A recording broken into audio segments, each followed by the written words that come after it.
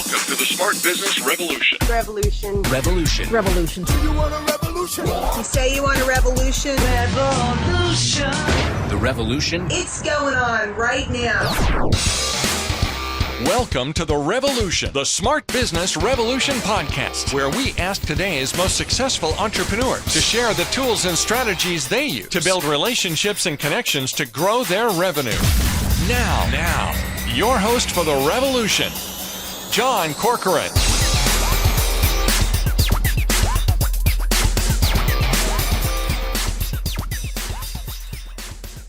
Hi, thanks for tuning in to this special episode of the podcast. This episode will feature two co-hosts, John Corcoran and Roger Hurni, and they'll be interviewing the founder of GrubHub, Mike Evans. All right, welcome everyone. John Corcoran here. I'm the co-host of today's episode. I will introduce our co-host in a second. This episode is actually going to be pushed out across two different podcasts, so a little different format here today. My podcast is called Smart Business Revolution. For the past 12 years, I've featured smart CEOs, founders, and entrepreneurs of companies and organizations ranging from Netflix to Kinko's, Redfin, Quicken, YPO, EO, Activation, Blizzard, and many more. And I also have with me Roger Hurni. Roger, take it away.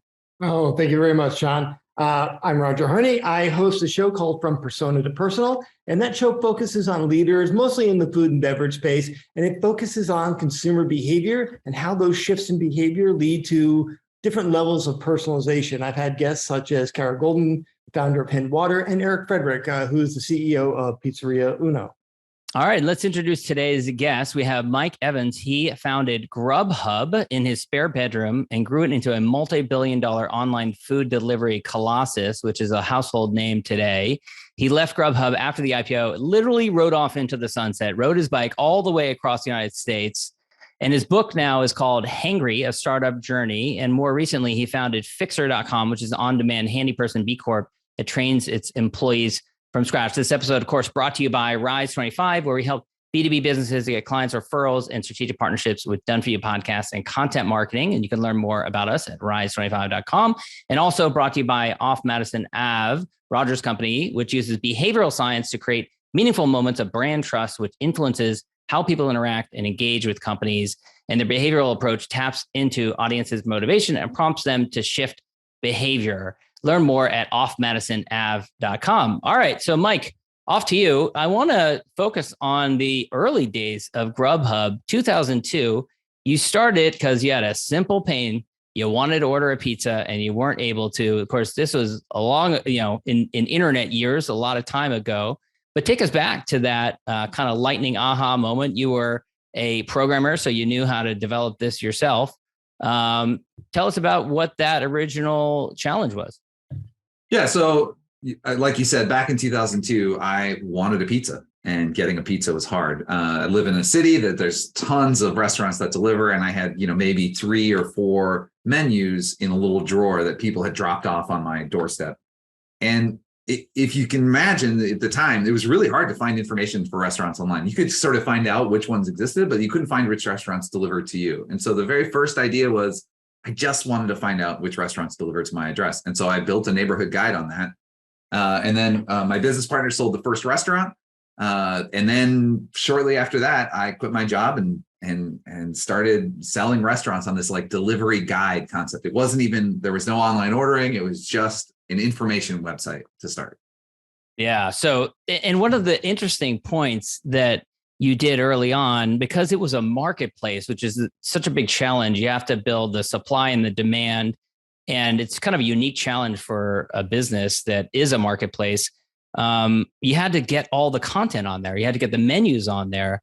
Well, eventually you had to get the restaurants to agree to go through your platform, but you had a little hack. You went through and you literally went out and got menus and put them onto the website. Yeah, so these kind of businesses, they used to be called two-sided network businesses. And more recently, they've been called marketplace businesses. The idea behind them is that you have a set of people on one side, in this case, restaurants. And the more of them you have, the more beneficial it is to diners. And the more diners you have, the more beneficial it is to restaurants. And you need both for it to work. And they suffer from this problem called the chicken and the egg problem. Do you get the diners first or the restaurants? And whenever I talk to anybody who's trying to do a marketplace, I always say you have to figure out a way to cheat one side of the marketplace. You have to cheat. You have to create value for one group before you create value for the other group. And so what I did is I went and picked up all of the menus, the physical paper menus, scanned them, and put them up on the website so that all of the menus for a restaurant, you could find all the delivery restaurant menus on the website, which created value for the diners that were coming to the website before I had actually signed up anyone to do advertising on the website. In consumer behavior, people don't realize that consumer behavior is somewhat instinctive and they don't necessarily have the entire language. But what you did is a fundamental process in shifting consumer behavior. If you can make something easier, people will gravitate toward it. So you've solved that half that equation of making it easier to find what restaurants deliver to you. Here's the menus from the actual restaurants. What shifted to the other side of the equation that you're talking about? You solved that problem and you got everything online. How do you solve for the other audience in getting restaurants to really buy in from a delivery perspective?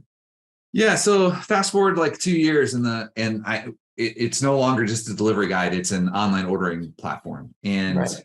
Like you said, on the consumer side, I've had so many people say to me, well, what's the big deal? You could just call on the phone. And it is a big deal. There's a ton of friction in calling a restaurant on the phone. We want to use our phones, our smartphones as remote controls for our lives. And so when we removed the friction from having to call and being put on hold and all of that, it was 10 times better than the previous experience, even though it doesn't seem like it's that hard to do a phone call. And so people went from ordering once a month, maybe twice a month, to twice a week. So we had a huge increase in frequency from people who started using our website. And that change in behavior drove massive new customers, like massive numbers of new customers to restaurants. And that was the sell to restaurants. We'd go to restaurants and we'd say, hey, we take on all the risk. We don't make a dime unless you make $1. Sign up with us and we'll get you tons and tons of orders. And it worked. So it still took convincing. It still took a sales team and conversations with lots of small business owners. But if you fast forward to like 2008, during the 2007, 2008, during the housing crisis, we had what we were calling at the time the Great Recession, and lots of restaurants went out of business. In a normal year, it's like 30%, but this was like way north of that. And we were keeping our restaurants in business through a recession with our product. And so it worked. It worked for the restaurants. We drove tons of new business to them. Sorry, go ahead, Ryan. I was going to say, because it definitely worked during that time period. And it seemed, and I know you were probably out of it during the teens. I think it's in 2011, I think you've been gone. No, I was there at the IPO through the IPO 2014. Yeah. So, but the pandemic became this other catalyst, because I don't think there's anybody on the planet, particularly in the United States, that has not at least done some equivalent of a GrubHub order. Yeah, I mean, there was a few different moments along the course of running the business that were catalysts. One was certainly during the housing crisis. One of the things that happens, a lot of startups went out of business, and so we were able to spend on marketing very cheaply to get the name out about GrubHub, and we weren't hurt ourselves by that particular moment. And then another one, which was just prior to that, was we had one of the first 100 iPhone apps in the App Store, and so you can imagine what an accelerant that was, being really early on being in the App Store. There was a couple other apps that came around the same time, but they didn't have 20,000 restaurants signed up like we had. And so there were a few accelerants along the way. And, it's really hard to time those. Most of the time you just kind of have a tiger by the tail and you just hang on and just try to like make sure to capture whatever that tailwind is. Sometimes you do all right. Sometimes you miss it. Did you have the business model figured out from the beginning? It must have evolved and changed over time. If in the early days you didn't even have the restaurants signed up, I don't know if you were like getting, advertising revenue at that point, but did you have to kind of iterate and figure out what the business model would be as you went along? Or did you kind of have it clear in mind that where the money was going to come from? I had no idea what I was doing. I threw stuff on the wall and I saw what worked and I adapted and I changed and I made a lot of mistakes. I mean, that path from, the first restaurant to 70,000 restaurants was not like a clear, obvious straight line. It was like a drunken ramble. And originally the transition from the advertising platform where we were just doing exposure and just selling advertising packages to restaurants to online ordering. In the middle of that, I created a system to track phone orders. So people would call the restaurant Yeah. But it'd actually go to a special number we had on the website, and then that would get forwarded on to the restaurant. And the restaurants loved it at the time. Fast forward to 10, 15 years later, when people almost always exclusively use online ordering, restaurants hate that phone system. But so not only did it change over time, but some things that were valuable in the beginning became really, really a problem later on. Mm. You know, Mike, I'd actually like to shift and go a little internal, because that kind of growth is rare. I know they talked about the whole unicorn thing, and I've been involved in a couple, like DoubleTree Hotels and PetSmart from its inception. The culture is really important, and you may not know what you're doing. You're figuring things out along the way, but there is a culture there. And as you grow, that culture shifts and changes. How did you manage that so that you could keep the energy that you had in the beginning all the way through 70,000 restaurants? Yeah, I think one of the things to understand about culture is that it can't be static. It's always changing. And if you're not intentional about the way it's changing, then it's changing without you paying attention to it, for the worse. Right. And so, one of the things that we did is we got everybody together, and we all decided what our values were going to be. We all decided like who we were going to be as a company, and what we valued from a moral perspective, right? The core values of the company. I didn't just make them up and then by fiat say these are the things we value. It was a group effort. And so then everybody owned it going forward. And culture gets more diffuse as a company grows. And as you pass 150 or 200 people, it gets really, really hard for everybody to know each other.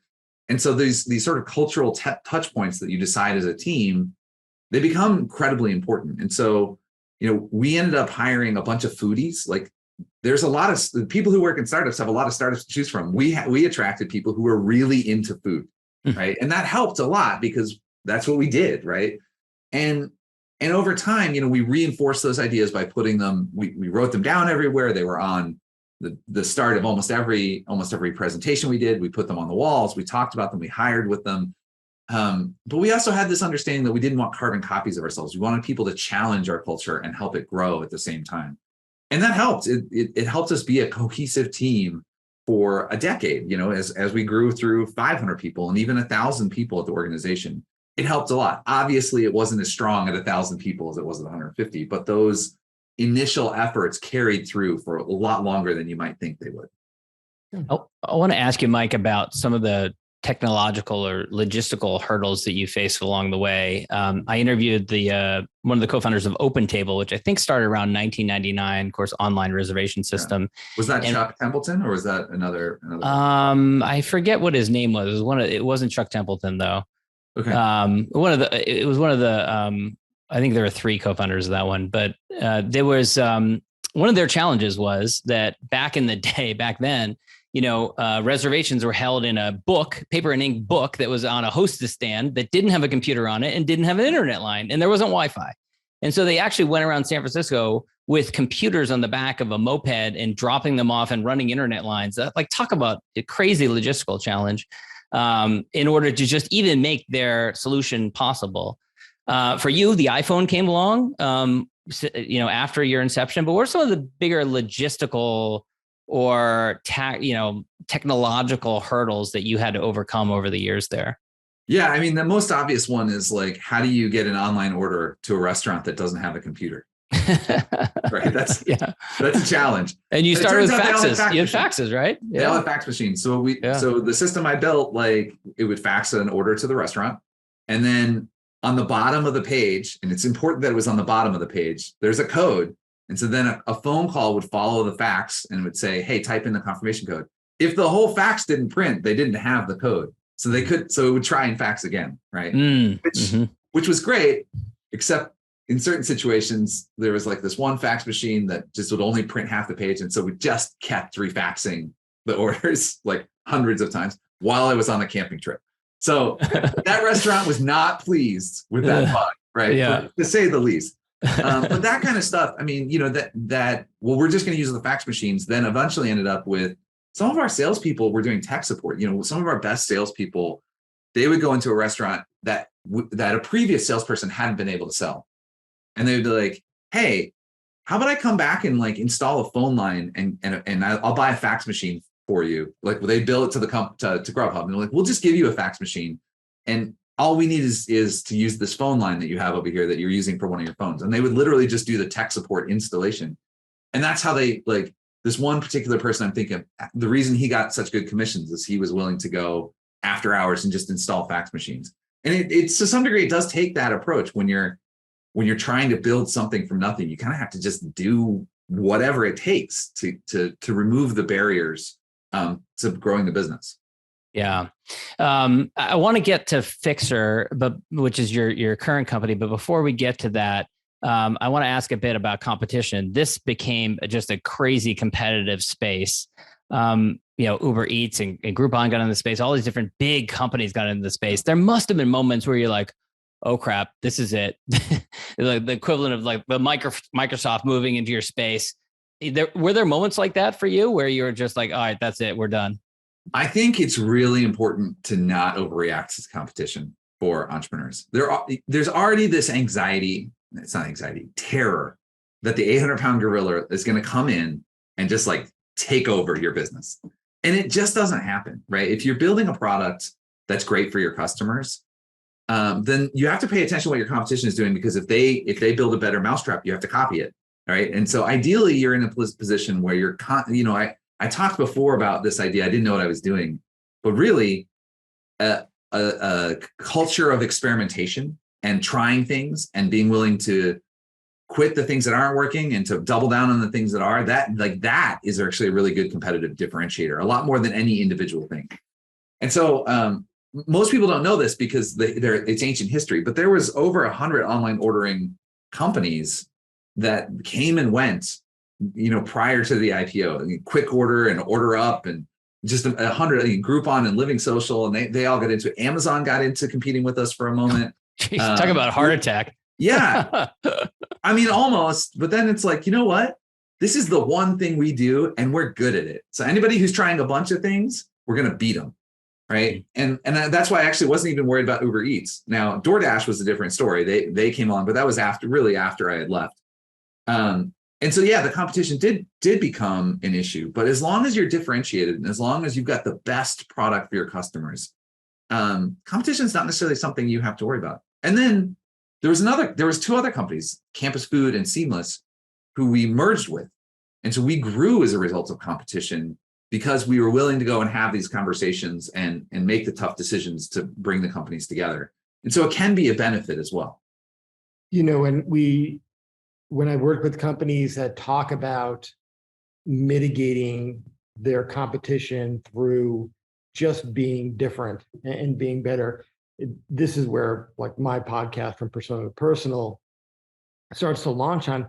It gets into that level of personalization. When you can make your product better and someone can recognize through that experience that you understand who I am and what my needs are, and you're able to solve those for me, that's where you can really keep competition at bay, no matter how much they try to copy you. Did you have those kinds of conversations with how can we bring people in? I know you're not a marketing person per se, but did you really have any kind of conversations around personalizing the experience and getting that individual to really recognize how much we understood them? The most of the conversations around competition were around the idea of me telling people to calm down. It was fair enough. You know what? It's fine. There's gonna be competition. What should our response be? Are we gonna just be anxious about it, or are we gonna act on it? And so let's decide how we're gonna act. And then once we do that, let's not think about it anymore. Let's not dwell on it. And it was easy for me to say because we beat all of the competition, right? By the time we got to the IPO, we were by far the largest organization doing online ordering. And so, yes, you differentiate. But differentiation for startups and for businesses is about what do we do that's going to be hard for somebody else to copy? Not impossible. And then by the time they copy it, how do we make sure we're 2 steps further down the road? Like you can never stop innovating when you're in a huge space like that, in this huge startup space. Yeah. Well, I mean, competition is also validation of the market. when you're doing something new like you were doing, competition just says, okay, this proves that there's a market out there and an opportunity for growth, and you can win. Nobody else has to lose in order for you to win. There's I agree with there's that. a lot of fish out there. Yeah, I agree with that. There's a whole sort of track of like business advice that sort of follows military lines, and there's this idea of winning or beating the enemy and I don't agree. Like one of the things that happened as a result of these online ordering companies that came into existence is the number of times people ordered delivery increased by 7 or 8x in the United States. So like, it wasn't just about market share. It was about actually creating a market, and multiple companies actually can be more effective at doing that. In fact, one of the things that really made it a lot easier to sell restaurants was when Groupon started competing. When Groupon came into existence and they just started hammering the phones and calling every small business that existed, they opened up the possibility of calling restaurants and selling them over the phone instead of having to walk in the door. And so the competition actually helped us in terms of accelerating our sales. I want to get to walking away after the IPO. So you kind of achieved the entrepreneurial nirvana. You company grows, is successful, goes public, and then at some point you decided this isn't for me. I want to walk away. What was that decision process like? Yeah, I did. I rode off into the sunset. It was great. Everyone should do it. and I've had people say things like, "Oh, were you tired?" Or like, did you get enough wealth that you didn't have to work anymore? Like, what was it that why did you leave? And I think it's a really important point to say that like the energy we put our things towards and the effort that we put our lives towards, our time on this earth towards, you need a reason to stay at things, not a reason to leave.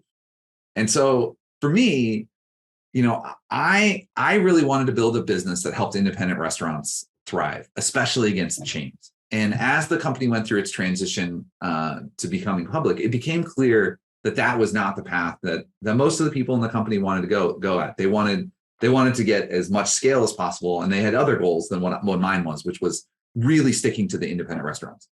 And so once those goals diverged, I thought, well, this isn't really where I want to be putting my energy. So I'm going to go do something else. Also, I've always wanted to either do like the Appalachian Trail or a long bike ride. And it turns out that I have back and shoulder issues, and a long bike ride is a lot easier to do than a big long backpacking trip. And so I quit and like rode off into the sunset. It was great to have 3 months to just decompress, think about what I had accomplished, and think about what I was going to do next. That's the shift. That's great advice. And I don't think people recognize in your answer that it's not that you actually walked away, you walked towards something else. And that's really what you want. You want to put yourself in that position. Everybody wants to be in that position, not to walk away from something, but to have the opportunity to walk towards something new. Yeah, I talk about this in the book about if you walk away from something and you're not headed, you don't have any goal in mind. That's a lot of times that's giving up.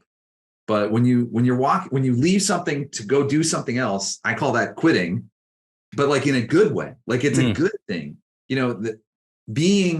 Having a dual commitment to work really hard at the things that we choose to put our energy towards, but then also to quit the things that aren't working. It's incredibly freeing. It allows us to be experimental. It allows us to take risks because we know we're not going to get stuck somewhere just by inertia. Yeah. And obviously you started another company. So on that journey across country, you probably were thinking about your future. At what point did you decide that I'm going to do something else? And I'm fascinated to know how you decided on it would be Fixer, which is a very, a marketplace business also, but a different format, the way you structured it. Yeah, it's, so I rode across the United States on the Adventure Cycling Association's Trans Am, using their maps to take that path across the United States. And it gave me a lot of time to think. I wasn't necessarily like thinking, what am I going to do next? But, as I went through small town America, and as I went through, individual rural and suburban towns, I just saw like a lot of vibrancy in those places that had a lot of independent owned small businesses, the things that weren't big chains, basically. And I was like, there's something about this. There's something about the individual's ability to like create an economic power that like creates vibrancy in an economy. And so as I was thinking about like what I wanted to do next, I wanted to create a company that actually created economic mobility for people and like was helpful in the communities that we operated in, but then also turned a profit. So I didn't want to create a nonprofit or not for profit organization. I think they're great. It's not my jam. It's not what I do. Businesses are huge levers for social change, whether you want them to be or not. And so being intentional about it is really important. So I created it. So what I ended up, so that was all that reflection came on the bike trip. And then what I ended up doing with that is I ended up creating this company called Fixer, which is an on-demand handy person service. So you can use your phone as a remote control for your life in most areas. And so now you can use it to get somebody to come to your home. It's a couple clicks, you schedule somebody, we show up on time, we do great work, we clean up after ourselves. But the difference between this and most marketplaces is that we actually employ all of the workers. They're full-time employees with benefits. And we train them from scratch. So we built a whole training program, we built curriculum, we train people how to be handy people, and we created an entry path into the trades that's gender inclusive and really easy to access. And so that's what we've created. And so we're creating this great economic mobility for individuals who want to enter the trades as a career, and they don't have to go to trade school for 2 years. They don't have to have an uncle that taught them. It's like they apply to the training program and we accept them, and then they start making money. It's great for everyone, right? Mm-hmm. And so that's the business I created this time. I expect it to end up being larger than GrubHub is.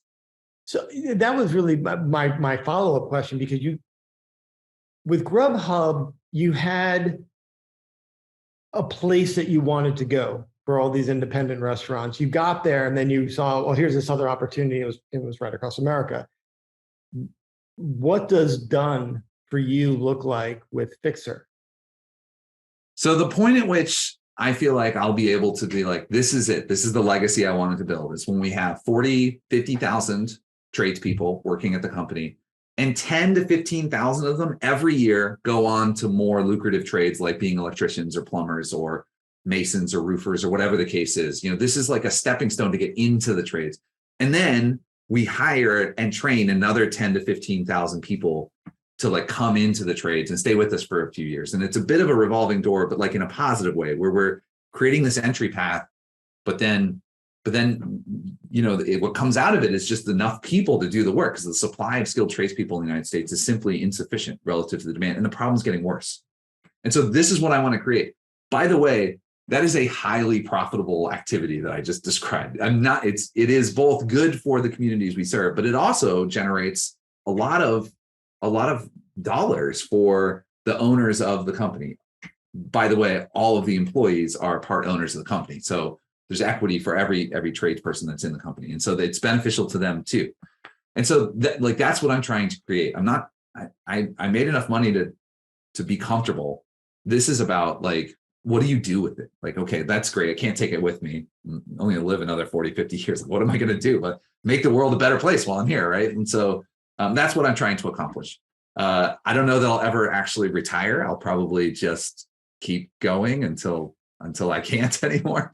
But this is the plan, is to do it with this business right now.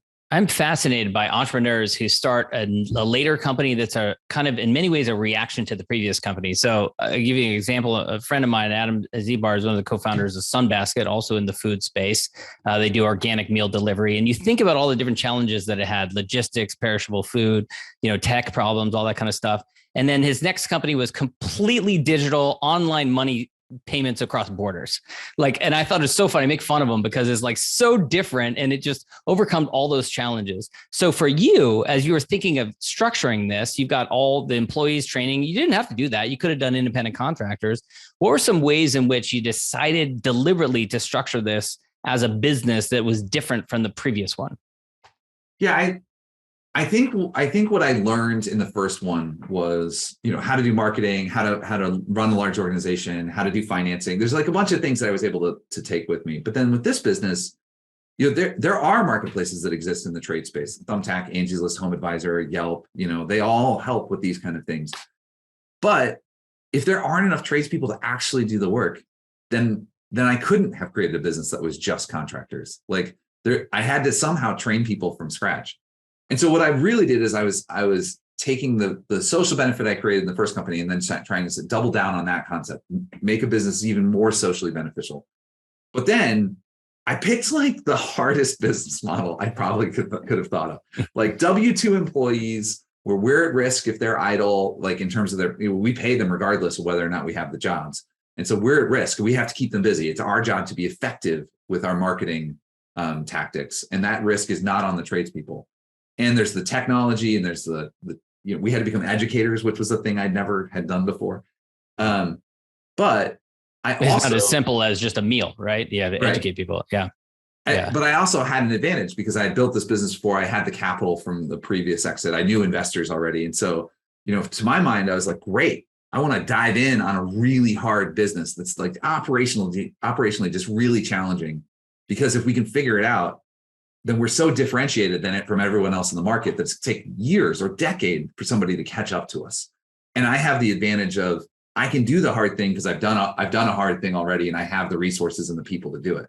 So to some degree, it was like challenge accepted. Like, what's the next thing? Like, what's the harder thing I can do that's even more impactful? Cut to 15 minutes later. What did I do? Yeah. And what's that line from Arrested Development? I've made a terrible mistake. No, I have felt like that, but only like 1 day out of 5. The other 4, I'm like, yes, this is it. Cool. It's only 20% of the time. No big deal. Yeah.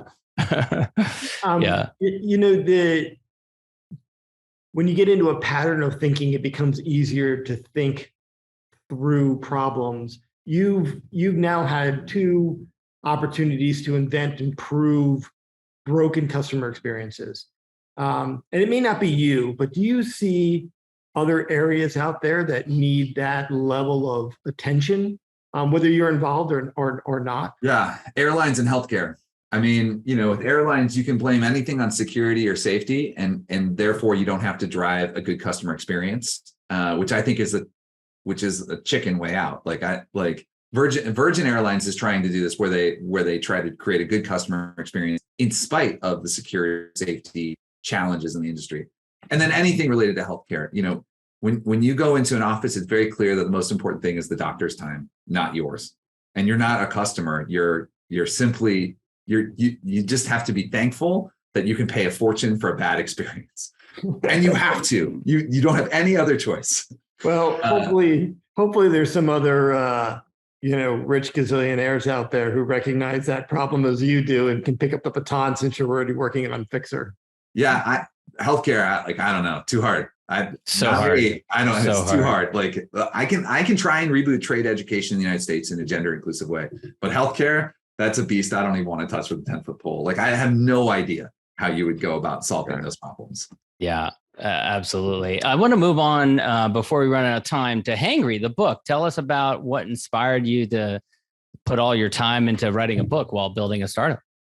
Yeah, like I said, maybe it's a terrible mistake, but actually I really loved it. The whole point of the book is this, that being intentional about one's a personal definition of success is incredibly important, because we affect those people that are around us in lots of ways. And if you're in a startup that's successful, you can affect a whole society. And so I sort of explore what it's like to emotionally go through what it is like to just start something because I wanted a pizza, and then suddenly to be driving 60-70% of the business for 60,000, 70,000 restaurants in the United States. And what the responsibility that comes with that and how that changes a person personally. And so my hope with the book is that 10 people will change their minds about, am I going to try and be thoughtful and intentional and proactive about the impact that I'm creating as I go through my work life, whether that's starting a startup or being a doctor or whatever the case is. If I can influence 10 people to be intentional about that, then the book will be a success. And so that's why I wrote it. Great. And then the kind of the mission for you is kind of inspire people to have that courage to walk away, even if people say you're crazy. But if you decide that it's just not your passion, it's not for you anymore, to be willing to go do something new, right? Absolutely. I think inertia and fear of rejection keep us from doing a lot of really great stuff that will both make us happy and make the world around us a better place. And so I'm very pro, like, quit the thing that isn't working and go try something new, even if it's risky. I mean, that obviously I can say that because it worked out for me, but when I did quit my job, like I had a check for $140 from that first restaurant when I quit my job, and it certainly paid off. Right. And so I think the idea of like being risk tolerant as we think about like what it is we could do with our lives leads towards a lot of satisfaction and happiness. Yeah. I think it's amazing what you built. I delivered ribs in high school and college, going around, delivering ribs and double parking and running inside, all that kind of stuff. And think back that you made this phenomenal business in an area that just, at the time seemed so disorganized. To like take these different restaurants, patch them together is truly amazing. Roger has a great question. Roger, I want you to ask it. I end my podcast with an advice question because people give advice all the time. You've given amazing advice during this conversation that whether people realize it or not, there are great lessons there. Everyone's always telling you to give advice. I always ask, what's the worst advice you've ever gotten? Because that's a learning opportunity as well. Yeah. I've gotten a lot of bad advice, and I literally say this in the book, that it is really important when you get bad advice to say thank you, to not correct the person who's giving you bad advice. Because for me, a lot of times I would be in the sort of powerful position of the power dynamic, and someone is taking a risk and stepping outside of their comfort zone to tell me something that they think will be helpful to me. And whether they're right or wrong, the appropriate response for me is gratitude and to experience that with a level of grace, instead of being a cranky asshole, which is kind of what I can be a lot of times. And so I because of that framework, I literally can't give you a piece of bad advice because I appreciate the effort in which it was given to me. And so my piece of positive advice is, don't jump down the throat of people who give you advice, even if it's wrong, especially if it's wrong. You just say thank you, right? So anyway, that's my opinion on advice, right. And I try not to give too much myself, although I literally wrote a book, so I'm guessing I have. Well, that was nicely played. You turned a what's the worst advice into good advice again. Yeah. So I know it's like that question in an interview, like what's the worst quality about yourself, where you're supposed to answer positively instead. But I really mean this. I didn't prep that response to that question. Well, the book is Hangry, A Startup Journey. Fixer.com is the company. Anywhere else people should go to learn more about you, Mike, or connect with you, or check out the book? Yeah, I would say a great place to get the book is just on Audible. I actually recorded the audiobook of it. And then if you're interested in this bike ride thing, check out Adventure Cycling, the Adventure Cycling Association. That's the other thing I would say is if you have any inkling to sort of go on an adventure like that, they're the place to start. I know Roger and I will definitely be checking that out. So thanks for putting in that plug. Mike, thank you so much. All right, thanks for having me. Thank you for listening to the Smart Business Revolution podcast with John Corcoran. Find out more at smartbusinessrevolution.com. And while you're there, sign up for our email list and join the revolution. Revolution. And be listening for the next episode of the Smart Business Revolution podcast.